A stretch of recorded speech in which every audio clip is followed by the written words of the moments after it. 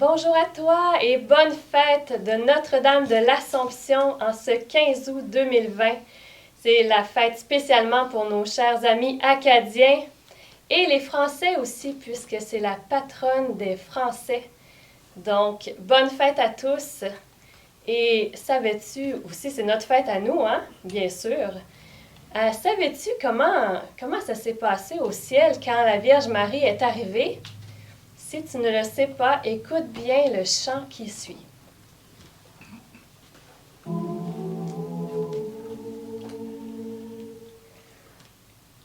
Dans le ciel, tu as paru, ô Myriam, comme une étoile. Dieu notre Père t'y accueillait, Jésus ton Fils t'y attendait, et par l'Esprit tu devenais la sainte épouse qu'il exaltait, ô Myriam. Dans le ciel tu as paru, ô Myriam, comme une reine, reine des hommes tu étais, reine des saints tu devenais, et par l'Esprit l'on te faisait reine des anges à tout jamais, ô Myriam.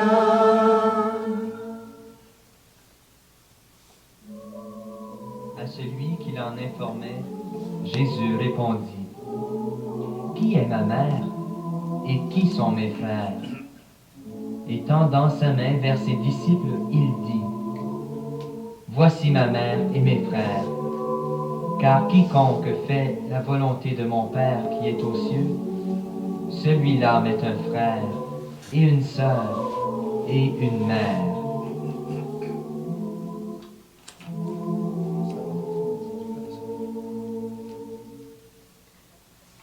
Dans le ciel, tu as paru, ô Myriam, comme une mère, mère des pauvres tu étais, et les petits tu chérissais, et ton Jésus te confiait, la Sainte Église à tout jamais, ô Myriam.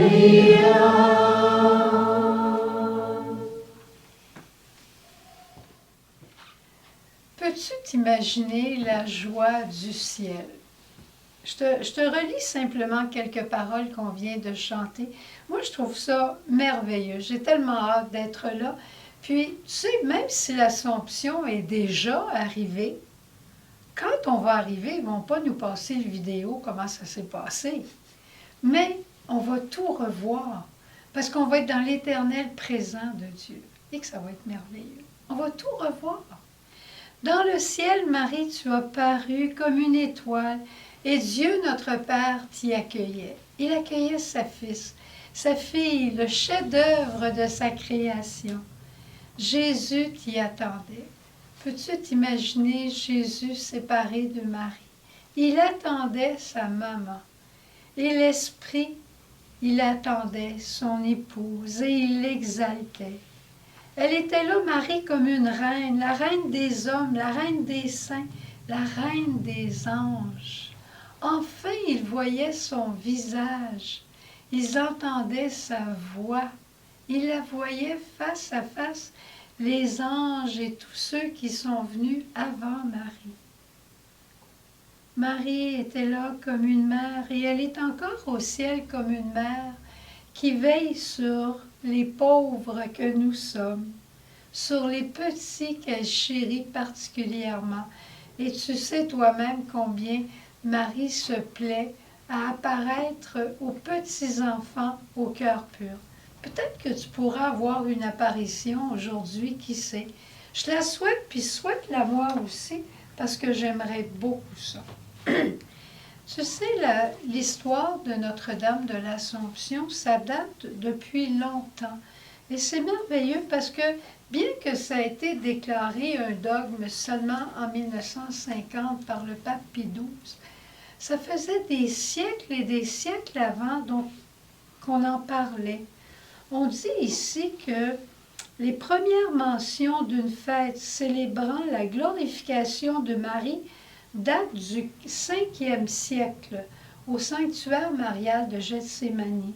Et au 6e siècle, cette fête du 15 août est unanimement admise à Jérusalem, dans tout l'Empire d'Orient, sous le vocable de la dormition et du repos. On n'est pas capable de parler de la mort de Marie. Hein? Jésus a attiré à elle sa mère dans sa résurrection. C'est un peu, c'est pas la résurrection de Marie, c'est l'Assomption de Marie. Mais en quelque part, elle entre dans le mouvement de la résurrection de son Fils. Et que ce soit en Orient ou en Occident, cette fête devient rapidement une solennité majeure. Ça veut dire que c'est un grand jour de fête, c'est une fête avec un gloire à Dieu, avec un je crois en Dieu. Tout le ciel, la terre, le purgatoire, tout le monde est en fête aujourd'hui. Alors, on va poursuivre parce qu'on est dans une semaine après notre Triduum. On a eu la joie cette semaine de vivre une communiothérapie avec quelques couples. Distanciation sociale oblige. Et on va avoir quelques témoignages de quelques-uns parmi eux de l'action de Marie dans leur vie. Tout simple. Si tu étais là, sans doute que tu pourrais aussi nous raconter des belles histoires. Mais on va partager avec ceux qui sont ici aujourd'hui. Alors, on commence par écouter Myriam. Alors, je ne suis pas un couple, mais oui, avec Jésus. Et il y a 10 ans, exactement en 2010, Marie m'a fait une grande faveur. Alors, je renouvelais mes vœux, mes engagements dans la famille Myriam à Bécomo. C'était le 15 septembre, une fête mariale, la fête de Marie au pied de la croix, ou appelée aussi Notre-Dame des 7 douleurs. Et à la communion, lorsque je suis arrivée à ma place, je me suis fermé les yeux, j'ai commencé à prier et j'ai vu Marie, j'ai vu la Vierge Marie devant moi, qui avait une couronne sur la tête et qui avait les mains tendues comme pour m'imposer les mains. Et ça a duré 3 secondes. C'était vraiment un flash, mais en moi, ça l'a fait une impression là, de... Marie est là, puis elle prie pour moi pour que je ne perde aucune grâce de ce moment, de mon renouvellement d'engagement et de la communion aussi. Puis ensuite, il y a eu la prière après la communion où la famille s'exprime spontanément. Il y a eu une prophétie, une parole prophétique qui disait « Marie, notre reine, se promène dans les rangs et impose les mains à tout le monde. » Moi, quand j'ai entendu ça, ça venait confirmer l'expérience que je venais de vivre, que ce n'était pas un rêve, mais que c'était vrai. Marie prie pour moi, prie pour chacun de nous lorsque nous allons à la messe, quand on dit notre chapelet ou notre prière du matin, l'oraison. Marie est toujours là, puis elle m'impose les mains pour que je ne perde aucune grâce. Alors depuis ce temps-là, moi, c'est imprimé dans mon cœur. Et je me rappelle toujours la présence de Marie à chaque prière. Puis, j'ai l'impression aussi que quand tu commences à faire un peu de ménage le matin, puis on prie ensemble pour offrir notre journée de travail, Marie est encore là, Marie des petits besognes, là, elle est encore là, puis elle nous impose les mains. Alors c'est vrai aussi pour toi, cette grâce-là, elle est aussi pour toi. Alors maintenant, on va accueillir Mado et François. Je pense que c'est Mado qui va partager une grâce, mais François va la soutenir dans son partage.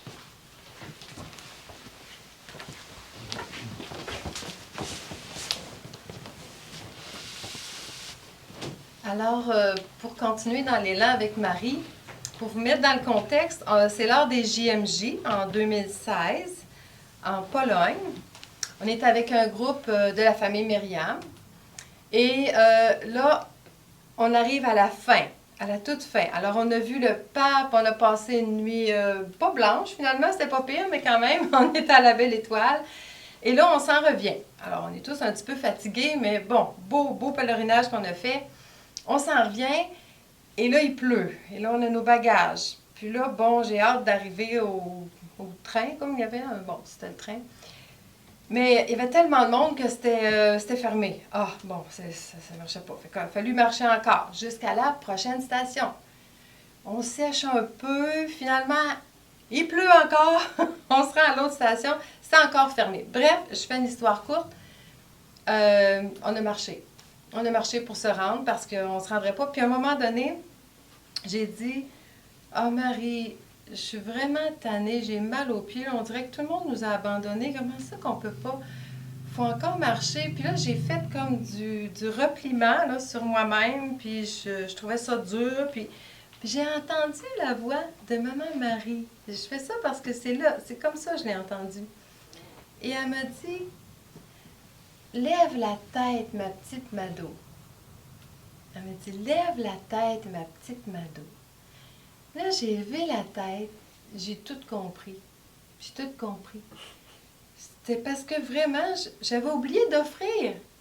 J'étais toute centrée sur moi, c'était 2 fois plus dur. Puis là, en levant la tête, je l'ai tellement remercié. Ça fait déjà de ça quand même une couple d'années. Et puis ça m'aide encore aujourd'hui à trouver de relever la tête. Alors, du repliement sur soi, là, je pense que on peut tout en faire un peu. En tout cas, c'est un bon remède. Marie est là, puis elle nous aide. Alors, pour moi, c'était une belle grâce que je voulais vous partager.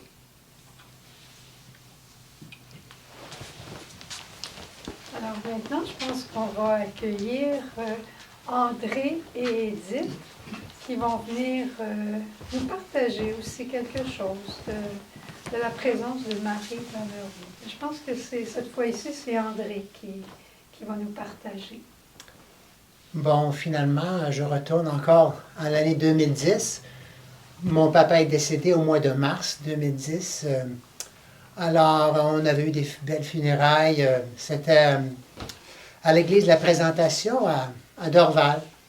Et puis, à la messe, à la fin de la messe, le prêtre célébrant nous a remis 2 bougies, comme ça, chacun, mon frère et moi, pour nous rappeler de notre Père, puis si on avait le goût, à un moment donné, de prier pour lui, parler avec lui. Bon, c'est comme ça que ça s'est terminé.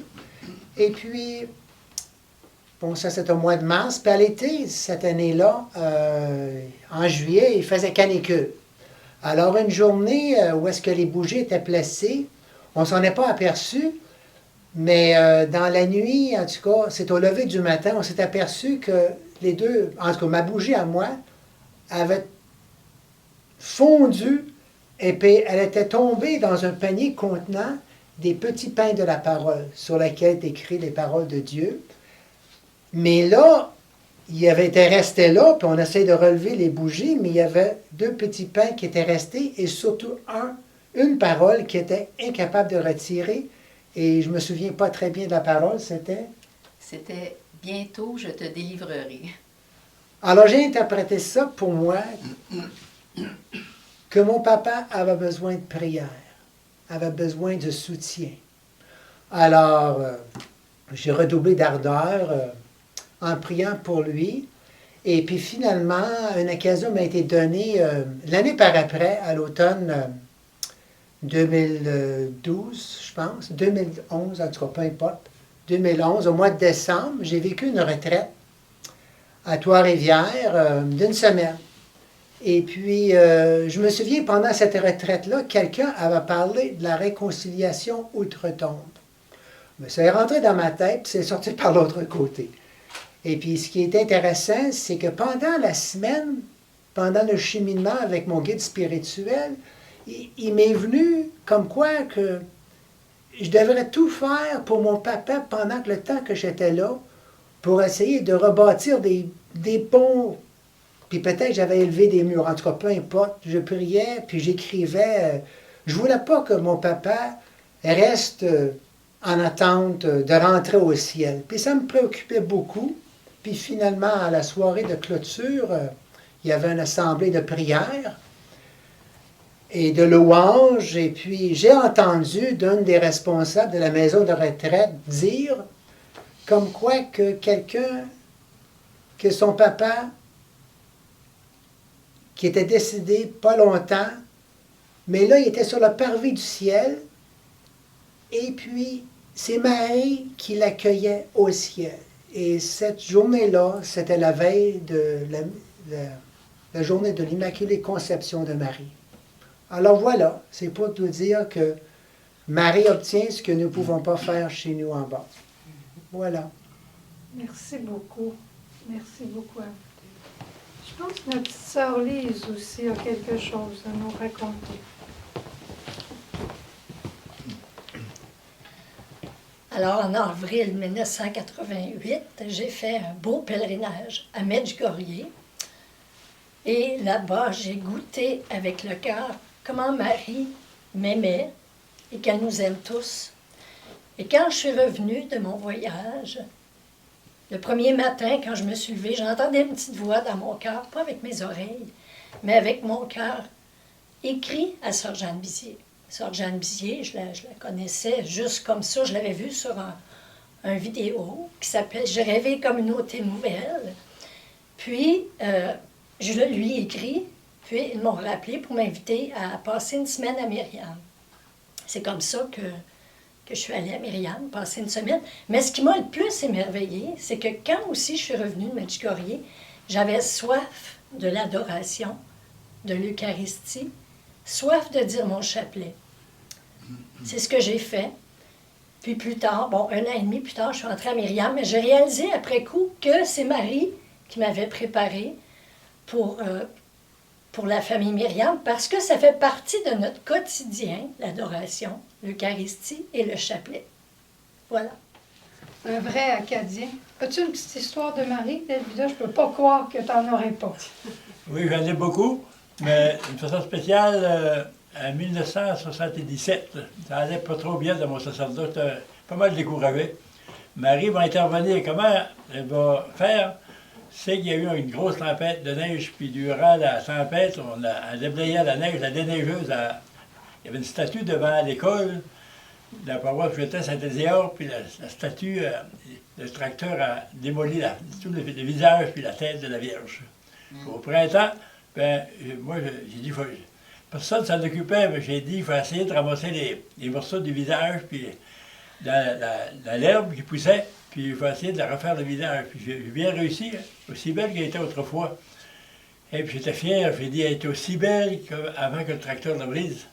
Puis j'ai eu, la Vierge a intervenu. C'était important qu'elle intervienne aussi, parce que à mon sacerdoce, ça allait pas trop bien.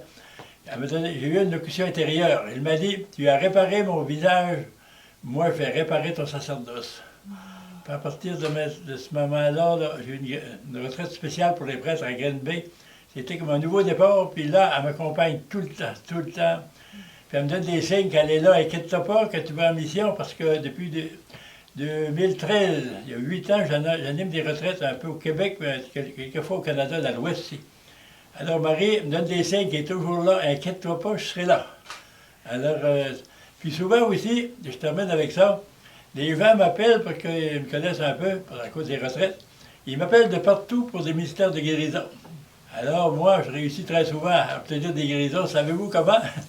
Marie, tu es la mère de cet enfant-là, va donc y imposer les mains. Puis demande à Jésus sa guérison. Jésus peut peut-être me dire non à moi, mais il est très gêné de dire non à sa mère. Alors je suis à peu près à 100% toujours exaucé par Marie. T'essayes-tu ça aussi avec Saint-Joseph un peu des fois? Saint-Joseph, évidemment, oui, c'est mon patron, puis c'est le patron de ma paroisse, Saint-Joseph de Carleton. Évidemment, très souvent, dans mes travaux, puis quand j'ai besoin surtout de choses matérielles, de providence, je fais appel à Saint-Joseph, et la marque de commerce de Saint-Joseph, pour moi, on dit ça des fois, une expression au Québec, il est vite sur ses patins. Ça veut dire qu'il est très rapide pour intervenir. Il ne perd pas de temps, il est efficace. C'est mon patron, puis je l'aime bien gros, avec Marie. Amen. Alors, en terminant, avant de terminer, si vous voulez, on va dire 3 Ave ensemble. Ça va être notre temps de prière, mais c'est aussi notre temps de prière pour exalter Marie. Marie de Cana, Marie de Bethléem, Marie de Nazareth, Marie du pied de la croix, Marie du Cénacle. C'est cette Vierge qui est montée au ciel.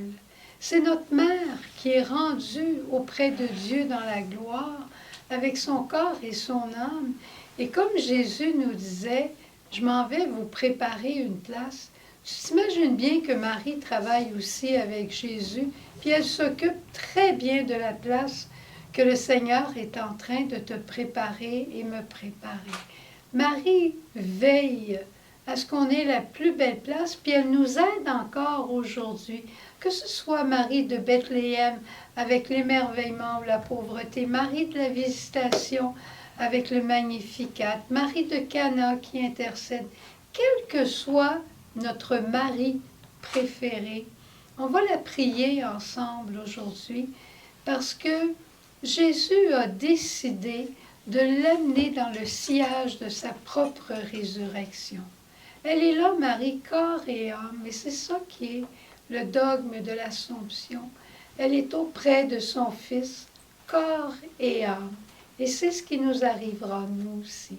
Alors prions-le pour qu'on garde espérance de ce qui nous arrivera, de ce qui nous attend, et prions-le en action de grâce pour les beaux témoignages qu'on a entendus et ceux que tu portes dans ton cœur. Je te salue, Marie, pleine de grâce, le Seigneur est avec toi. Tu es bénie entre toutes les femmes, et Jésus, le fruit de tes entrailles, est béni. Sainte Marie, Mère de Dieu, prie pour nous pécheurs, maintenant et à l'heure de notre mort. Amen. Je te salue, Marie, pleine de grâce, le Seigneur est avec toi. Tu es bénie entre toutes les femmes, et Jésus, le fruit de tes entrailles, est béni. Sainte Marie, Mère de Dieu, prie pour nous pécheurs, maintenant et à l'heure de notre mort. Amen. Je te salue, Marie, pleine de grâce, le Seigneur est avec toi.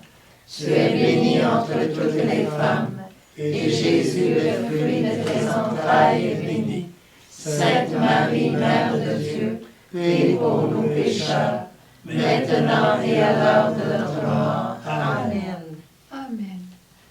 Alors, en terminant, on va maintenant chanter le Ave Marie Stella, qui est le chant, je dirais, national des Acadiens en ce jour de fête.